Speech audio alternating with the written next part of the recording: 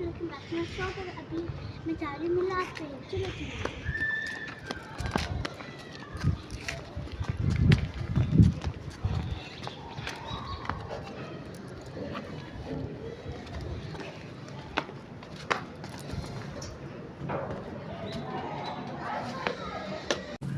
Friends, अब हम Syria चल रहे हैं और अब हम सबसे पहले आ गए हैं, तो अब हमने सोचा हम पिक्चर्स बना लेते हैं और यहाँ पे नाच पढ़ रहे हैं। मिलाद शुरू हो चुका है।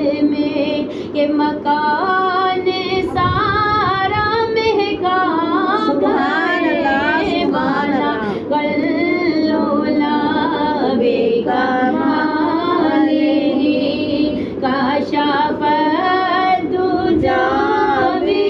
फ्रेंड्स, और अब हम सारे मिलकर सलाम पढ़ रहे हैं।